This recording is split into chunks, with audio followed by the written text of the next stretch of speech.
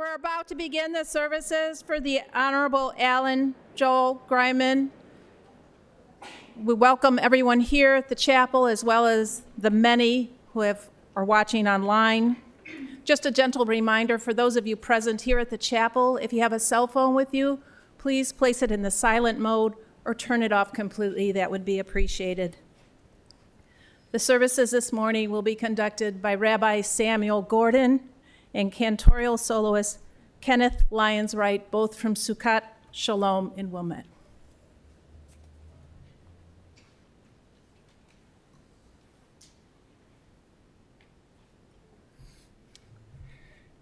For those of you here and those of you who are joining us online, your presence is a testament to what a remarkable human being Alan was. He was extraordinary, unforgettable, a true character, and larger than life physically,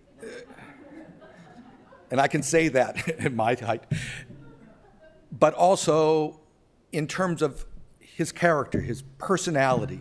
It was just extraordinary. I know today the weather is not great, and it's going to get worse, but Alan would still be sitting outside of his building at 2 o'clock in the afternoon, smoking a cigar underneath the awning, no matter what the weather was. And when his girls were younger, they would drive around in the car with the windows open, and he would say, "Life is beautiful. You have to enjoy it. Let the air in while you can." You know, when you entered, you may have heard music from show tunes. Alan loved show tunes and loved musical theater. And his favorite musical was Pal Joey. He died Monday, Valentine's Day. You could hear Kim Novak singing My Funny Valentine. So we celebrated his 90th birthday less than 2 months ago. We are celebrating his life today as well.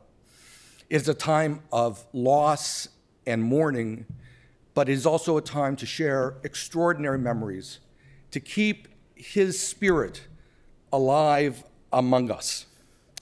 He was really an unforgettable character, and not just as a bon vivant, not just as a world traveler, but also of true values and standards and belief in people and in the goodness of this nation and of its true values.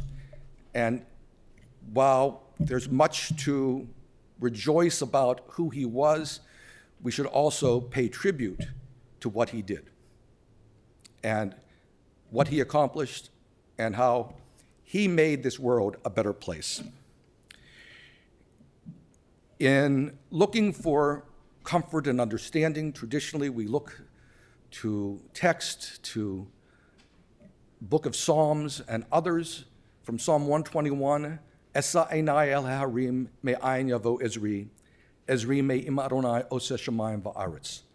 I lift up my eyes to the mountains. What is the source of my hope?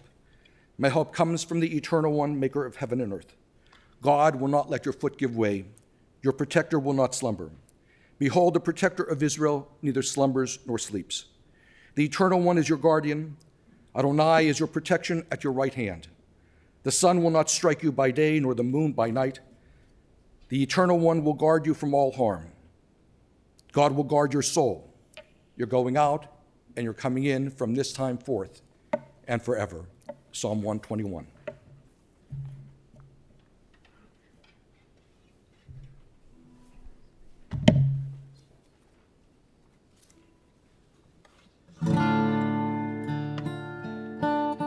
Esa einai el harim me'ayin yavo Ezri.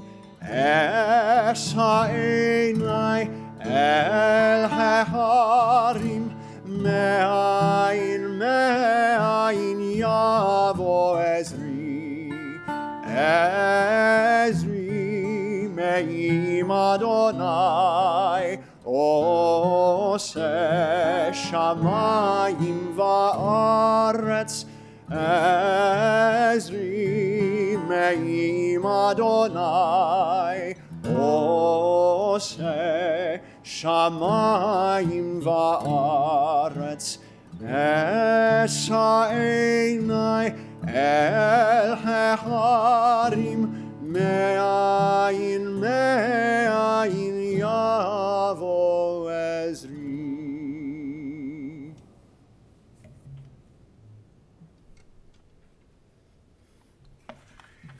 Let us turn to Psalm 23. In your booklet, we can read together, Adonai ro'i lo esar binot deshayar bitseni, al me menachot yinakaleni nafshi oshevev. Let us join in these words. The Lord is my shepherd, I shall not want. He maketh me to lie down in green pastures. He leadeth me beside the still waters. He restoreth my soul. He leadeth me in the paths of righteousness for his name's sake. Yea, though I walk through the valley of the shadow of death, I will fear no evil, for thou art with me. Thy rod and thy staff, they comfort me. Thou preparest a table before me in the presence of my enemies. Thou anointest my head with oil, my cup runneth over. Surely goodness and mercy shall follow me all the days of my life, and I shall dwell in the house of the Lord forever. We are very much in the midst of winter, and at least in Chicago, we know the changings of the seasons. And so winter is followed by spring, summer, fall. And we know that in the darkness and cold, there is the hope of warmth and of the sun. And so too, when we experience the seasons and the changes in our own lives, we go through times of loss and of darkness. But what follows is the warmth of memory and stories and that which is undying. For everything there is a season, a time for every experience under heaven, a time to be born and a time to die, a time to plant and a time to uproot that which is planted, a time to tear down and a time to build up, a time to weep and a time to laugh, a time to grieve and a time to dance, a time to throw stones and a time to gather stones, a time to embrace and a time to refrain from embracing, a time to seek and a time to lose, a time to keep and a time to discard, a time to tear and a time to sow, a time to keep silence and a time to speak. These words by Hannah Senish, there are stars in the sky whose warmth we only experience long after they are gone.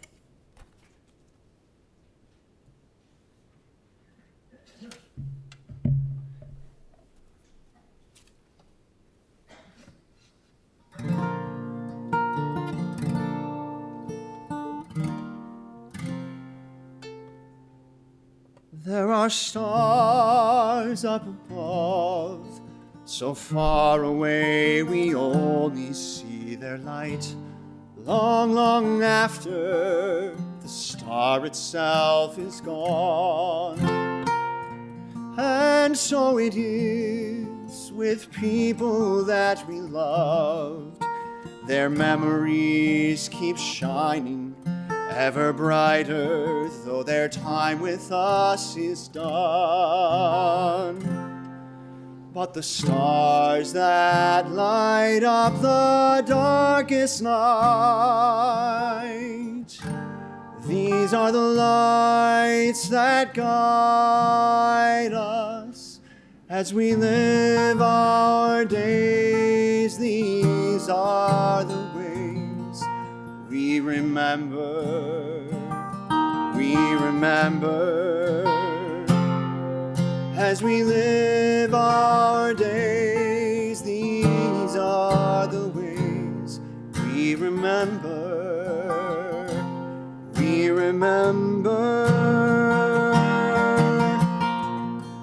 איש כוכבים שאורם מגיע ארצה רק כאשר הם עצמם עבדו ונע יש אנשים שזיו זכרם מאיר כאשר הם עצמם אינם עוד בתוכנו אורות אלה המבהיקים בחשכת הליל הם שמראים לאדם את הדרך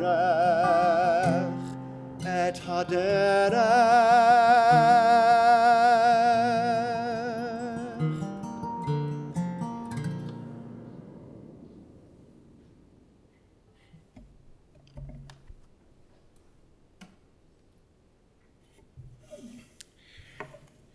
I am sure any one of you in this room could be up here and deliver a eulogy, a memory, a story. We're going to ask Larry Suffredin to share thoughts first, and then Barbara Shaw, and then members of the family.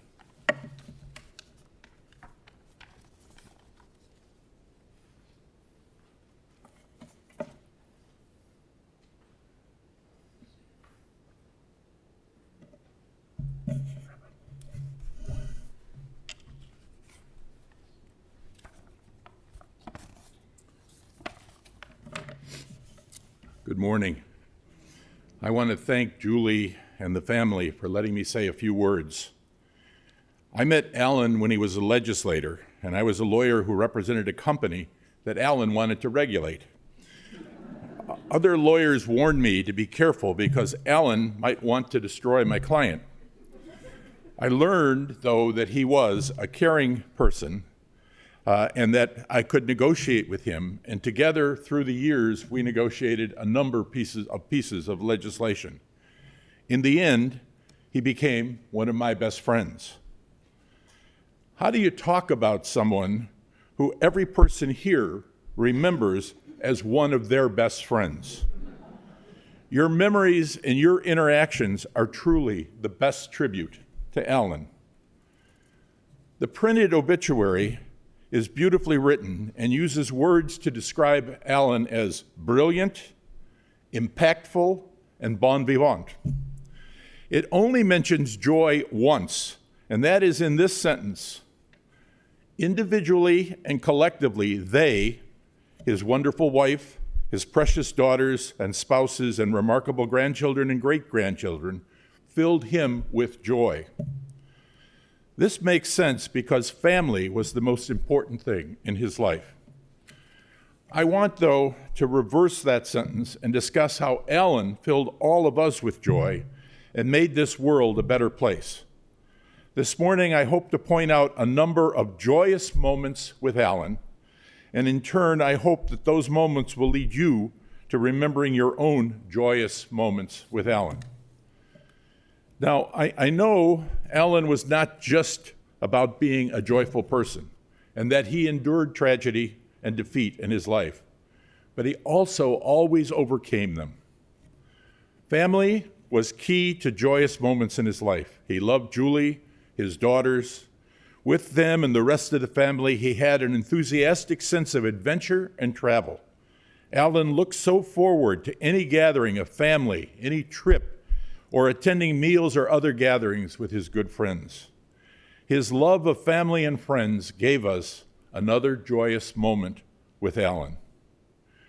It's appropriate that we are here in Skokie today because this is the town where his adult work as a legislator started. And as so often happened with Alan, food was a big part of that story. Alan was one of the most progressive legislators to serve in Illinois, passing hundreds of laws on every subject you can think of. He fought harder than anyone to pass the Equal Rights Amendment. He also protected his good friend Abdur Mikva's congressional district from political intrigue. How did someone get all that done and still have time to get funding for the North Shore Center for the Performing Arts? The answer? Hard work and a lot of breakfasts and lunches at the Desiree, which had the best desserts in town, and the Barnum and Bagel, which had the best soups in town. While the two restaurants are long gone, it was there that Allen met friends, allies, opponents, and over food gained their support for his initiatives with his tenacity and his charming wit.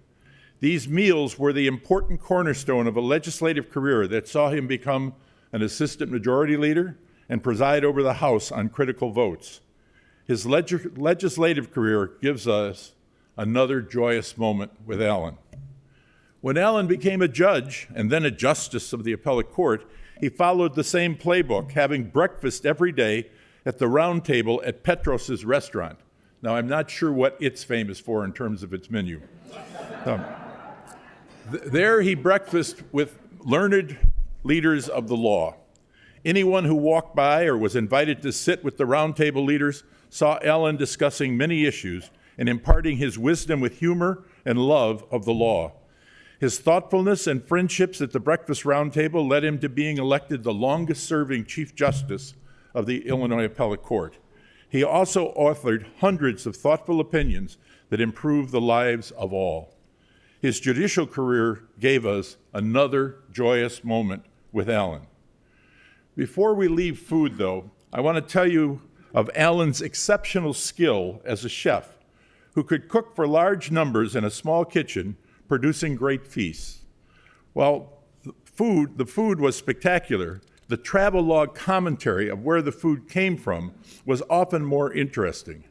Allen got his bread at D'Amato's, he got his meat on Randolph Street, the vegetables at South Water Street, and so on and so on. Allen was the happiest chef and loved to talk and work at the same time. His chef career gave us another joyous moment with Allen. Nothing stopped Julie from getting Allen wherever he needed to go. Julie and Allen were invited to a dinner in Ottawa, Illinois. That's down there where it's snowing today right now, I think. The dinner was to be in an historic house near where one of the Lincoln-Douglas debates was held. Julie rented a van that accommodated Allen's wheelchair and got him to Ottawa. When Allen got to the house, he found that the dinner was to be on the second floor. He asked, "Where is the elevator?" He was told, "Oh, we don't have an elevator, but we have a chairlift." Well, the chairlift looked like it had been there for the Lincoln-Douglas debates. He said the trip up and down those stairs reminded him of rides at Riverview. So many of the joyous stories of Allen and his family and friends start with Julie's thoughtfulness. Where's Julie? There she is. Okay. His openness to adventure gave us another joyous moment with Allen. Music was important, as the rabbi said to Allen, and cabaret singers played a key part in his musical taste. One, Andrea Markovici, considered Allen her #1 fan. We went with Julie and Allen to hear Andrea at a venue on Milwaukee Avenue, some little dive. When we arrived, we were immediately escorted to the table in the front. When Andrea came on, she immediately recognized Allen and introduced him. Allen sang along with her and even suggested songs she ought to sing. The crowd actually thought he was part of the act. His love of music gave us another joyous moment with Allen. He presided at more weddings than most rabbis, and every wedding had an Allen story.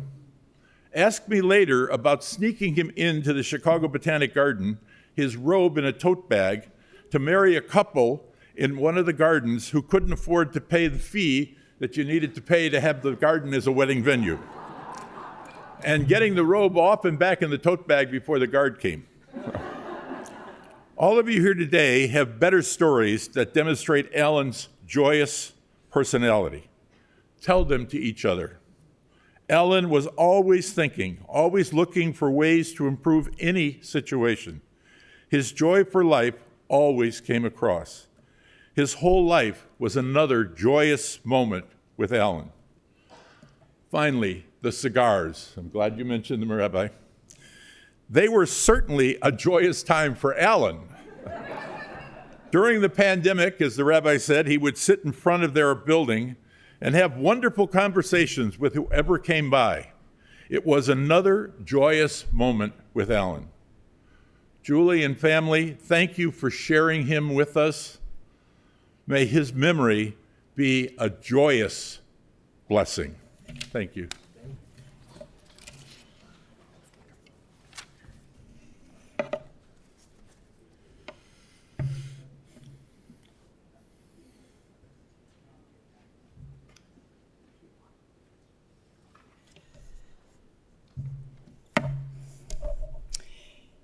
It's a great honor to be able to speak with you today on behalf of my husband, Michael, and myself about our great friend, Alan. Since the late 70s, our lives have been intertwined with Alan's and Julie's. Larry talked about Alan's wonderful legacy of legislation and jurisprudence. I want to simply talk about the constant and beautiful friendship that Alan shared with us, and what a wonderful friend he was.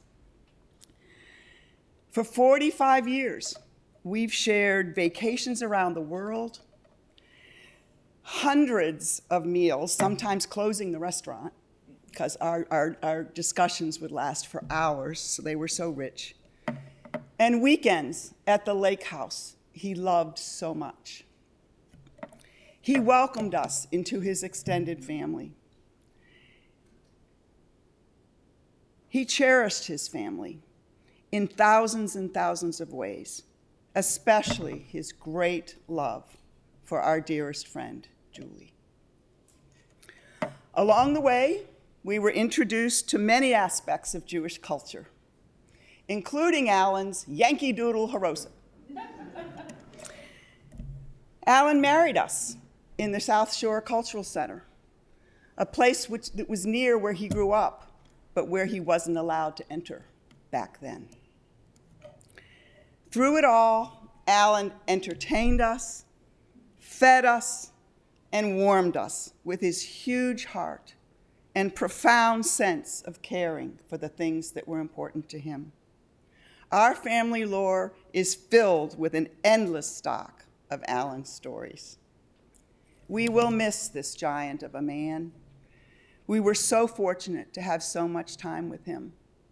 But like all of us here, we are saddened at his passing, but we celebrate the wonderful life he lived. Thank you.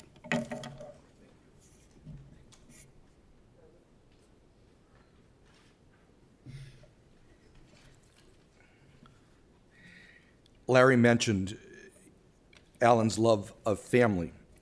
He was an only child, and he made up for that by creating this extraordinary family that surrounded him, that he loved so deeply, that he saw as one, and he reveled in that family. Barbara mentioned the Yankee Doodle Haroset.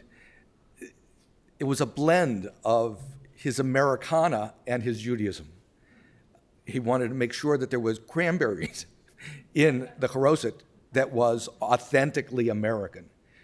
And his devotion to Jewish life and culture was molded into all those little pieces that were so important at the Passover Seder. And at the Seder, gathered with family around that table, his stories will continue to be told. And so his daughters will come up and share their thoughts with us. Laurie? Bunny?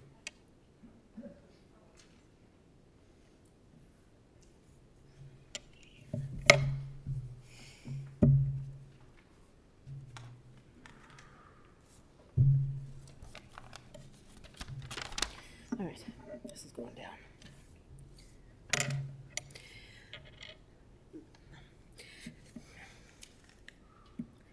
Daughter number 2, Laurie, who was supposed to read this, is recovering from surgery. And daughter number 5, Tami, who pretty much wrote this, is a border away. They are here virtually, and I'm sure are feeling the love, and we are loving you. When our mom, Karen, married Alan in 1970, Laurie, myself, and Tami were 12, 10, and 8. Our new sisters went from having their own rooms to having their world turned upside down and getting roommates. How thankful we are that Laurie, Judy, and Bunny accepted us. We will never forget how readily the big guy stepped into those empty shoes Mark Dad for us and lifted his new daughters up. We had adventures, so many adventures. He was fun, funny, kind, and brave. He made us feel so loved and protected every step of the way. He taught us valuable life lessons. He listened to us and gave us his best and fairest advice. He was there for us. We were never stepdaughters, and we were never had stepsisters. We were just a family with 6 daughters. Alan's presence changed our lives. He appreciated all of us as individuals, and he helped nurture us into the strong women we are today. Strong women, stay strong. To say we are grateful is an understatement.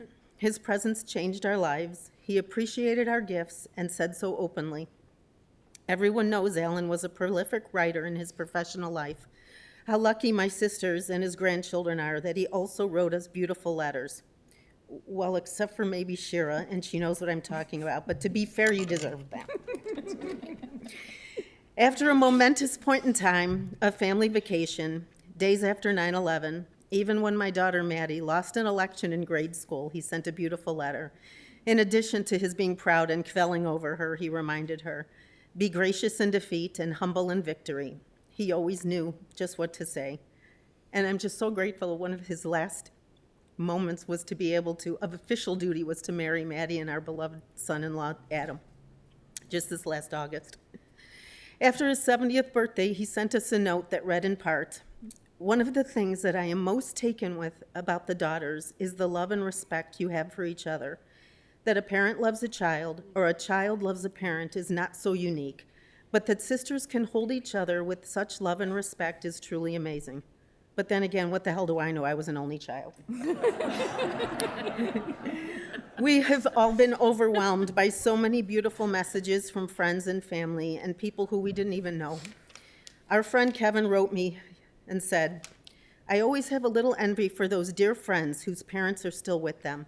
Irrational to be sure, but such a gift when they stay with you for such a good period of time, having an impact beyond you and onto the next generation and the next.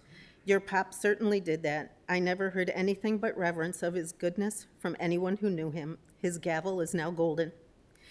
Daddy-o, I know you can hear me. We will miss you more than words can describe, and our hearts will ache with a hole that can never be filled. We love you to the moon and beyond." Let me get me down. Get me down. Get me down.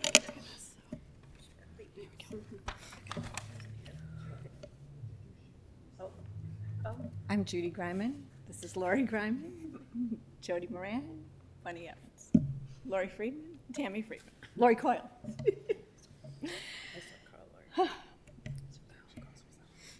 Who he was changed on a day in September 1966 when Carole, our mother, died. That's the day on which he became as a man. That's the day on which who he became as a man really took shape. That's the day when he came home and he scooped us up and he said, "This will not define you.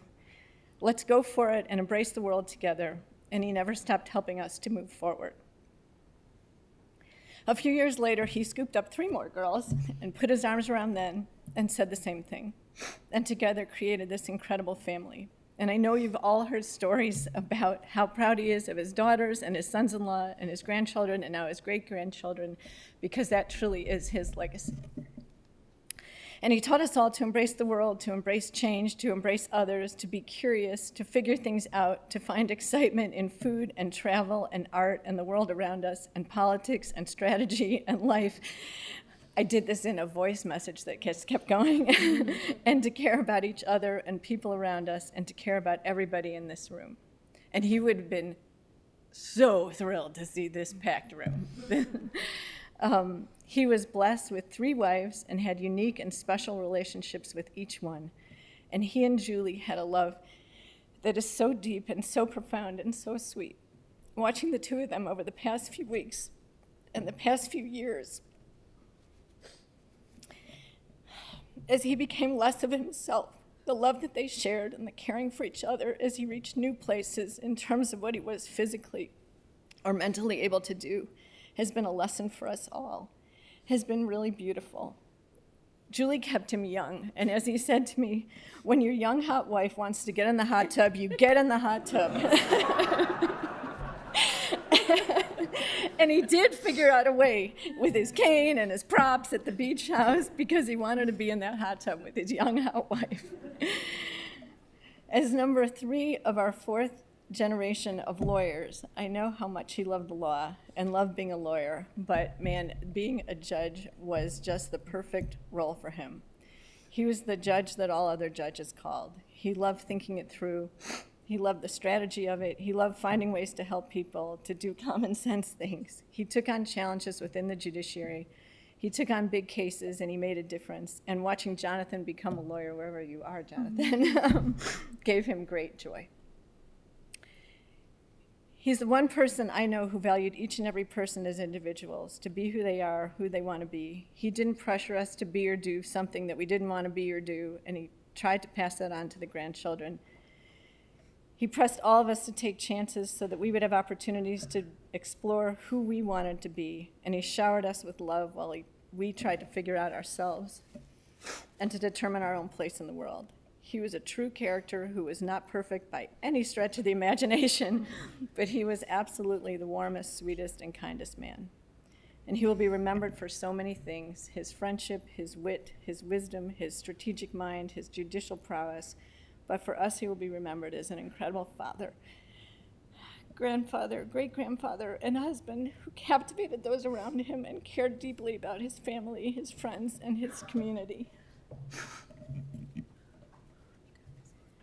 We will miss him deeply and ask that you all try to find the joy that he saw in life each day, and that you have a piece of chocolate, a big ale, and maybe even a cigar every Valentine's Day from now on to commemorate our guy.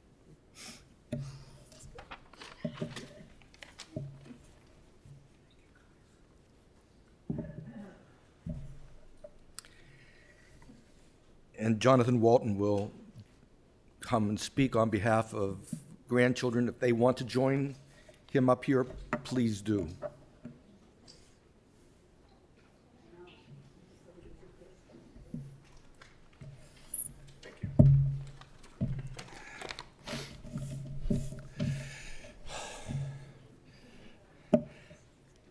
I just want to say that the support that my family's received over the last few days has been truly overwhelming. All the people here, everyone watching, thank you so much.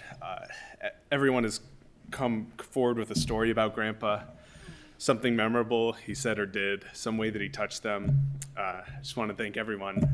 It means so much to us. Today I have the privilege of sharing how our Grandpa shaped the lives of his grandchildren.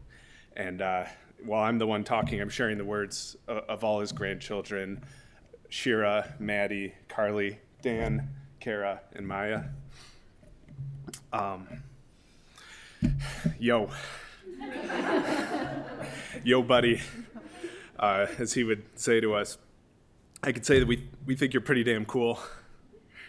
I mean, a legislator, a well-respected judge, a father of 6, a Chicago legend, a guy with serious clout, someone with endless stories to tell, a writer, a sailor, a lover of cigars and chocolate and good food and bad food too. I share that with you. And of course, a dislike of exercise, which is great. A proud Jew, a feminist, a progressive, someone who's very well-traveled, a master of small talk, a guy who knows his as seen on TV kitchen contraptions, as you would say, an all-around good guy. And You know, you did so much, Gramps, for me as you led me into what is a challenging and fulfilling career in the law. And yes, you pushed me to go to law school, but it really goes far beyond that. Because what I didn't get from law school was, you know, what I would actually do with a law degree, what it meant in real life. And I got that from you. And the best part of law school for me was in between classes, meeting you at Petterino's, where your name was on the wall. And we talked to your friends, other lawyers, judges, politicians, and you shared with me endless war stories about your time in law practice, your time as a legislator, how hard you worked as a motion judge in Cook County, your tricks for getting parties to work through their issues without you having to come in, your tough calls on the appellate court. Your passion was contagious, and I caught it for the law. You not only shaped my life, Gramps, but you shaped all of our lives.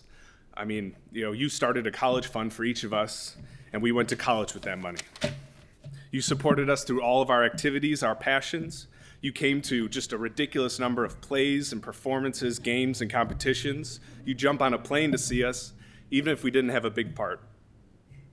You always gave us a call on our birthdays, and if we missed the call, that meant we got a voicemail with you singing happy birthday. You officiated 2 of our weddings, making us part of the countless other families you brought together. But it's not only the big stuff, Gramps. You know, it's how much you love the job of being a grandpa. And I think it truly showed in how you treated us as equals, not like we were little kids. You were interested in who we were and what we believed. You listened to us, you wanted to know what we had to say, and if you disagreed or thought we were wrong, you said it.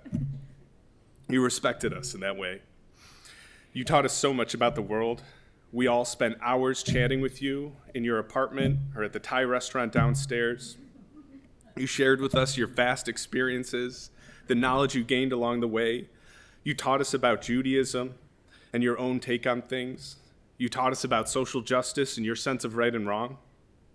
And you took us on trips across the world to places like Israel, France, Italy, Spain, and more. And one thing that left a strong impression on all of us cousins is that nothing ever seemed to get you down. You always had that smile. You always saw the positive. And when you needed a cane to get around, you bought a really cool cane that was a conversation piece. When you took us all to Barcelona and it was hard for you to walk, well, you trekked through 90-degree heat, across the city, keeping up with the family. You never complained. You taught us that no matter how hard things get, never quit, always see the positive. And Gramps, you never took life too seriously. You always prioritized fun. You could be silly, you could be gross, hilarious, mischievous, often mischievous, and you didn't take yourself too seriously. You were just as willing to tell us a story about the times you screwed up as the times when you did something great. And it's no surprise to us that throughout your career, you've been called upon to solve some of the most difficult problems facing our city, facing our state. Because you've been solving our problems for years, and you've always been there for us in times of need, to shower us with love, your wisdom, your humor, to come to our defense, or to give us one of your signature big hugs. You're always there for us, Grandpa. You're each of our biggest fans, our guy. We wouldn't be the same without you. We love you.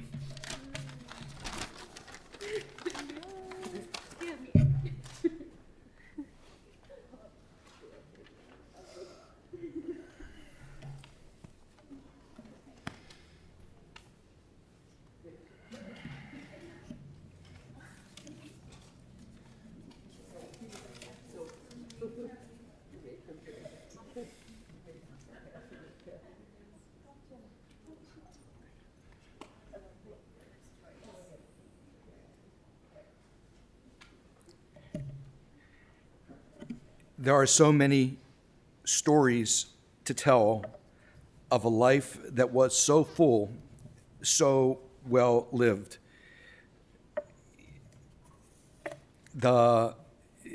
Alan's love of travel brought him unique experiences. He talked about how he stared down the KGB in Moscow when he was coming to help Jewish refuseniks and how, given his height and his physical stature, he could not be intimidated by them.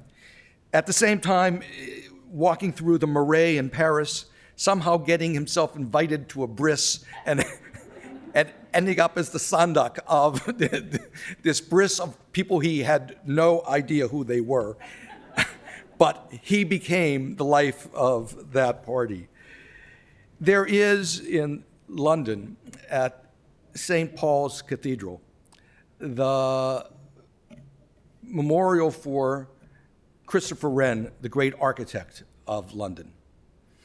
And it says on this memorial, Si monumentum requiris circumspice. If you seek my memorial, look around you. Christopher Wren had built much of London, and if you stood there on the portico of St. Paul's, you could see all of his buildings.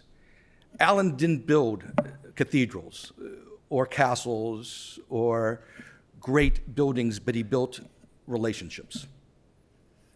He built relationships with people, anyone he met.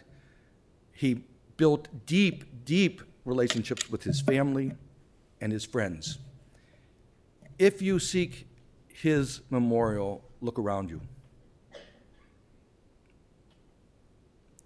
You are the ones who carry on his legacy. His story will be told. His values will be shared. The things he was committed to will be carried on by those whom he touched. You were all blessed by his presence these 90 years. May his memory continue to be an abiding blessing. Zecher Tzadik Livracha, may the memory of this truly righteous man be a blessing for all time. Amen. O God, you give us loved ones and make them the strength of our life, the light of our eyes. They depart and leave us bereft on a lonely way, but you are the living fountain from which our healing flows. To you the stricken look for comfort and the sorrow-laden for consolation. O God, we see life as through windows that open on eternity. We see that love endures and the soul endures, as you, O God, endure forever. We see that the years are more than grass that withers, more than flowers that fade. They weave a timeless pattern in a world that is the dwelling place of your love and glory. If you're comfortable standing, please rise for the memorial prayer. El Malay Rachamim is also on the booklet.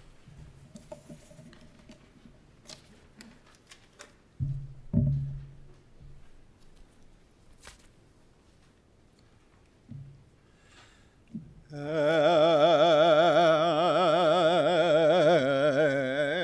Malay Rachamim, Shochein, Shochein Bamromim, Hamtseh Menucha Nechona, Tachat Kanfei Hashchina, Im Kedoshim Utorim, כזוהר הרקיע מזכירים את נשמת אליעקום בן משה וניצה שהלך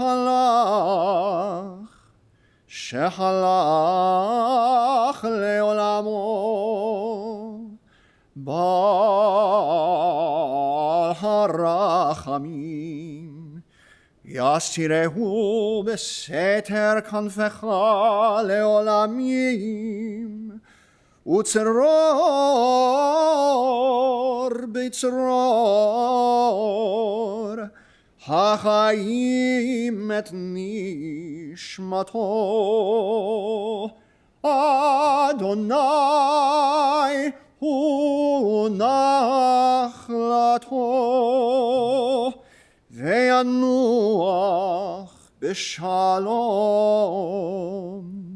בשלום על משכבו, ונאמר אמן.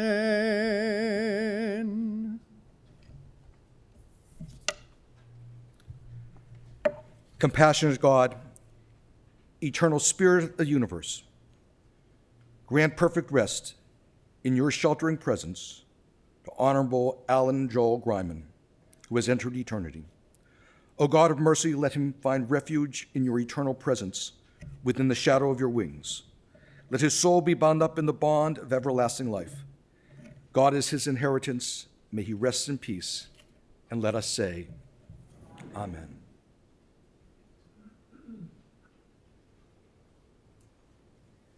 Please be seated for a few brief announcements.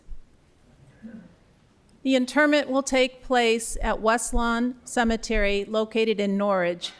If you're joining our procession, we will be providing the vehicles with an orange funeral sticker, which will be placed on your windshield, as well as a magnetic flag for the top of your car.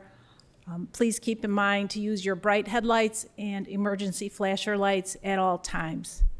The Shiva will be observed at the Greiman Hamos residence at 1240 North Lakeshore Drive, Unit 28B in Chicago, Thursday and Friday, beginning at 6 p.m.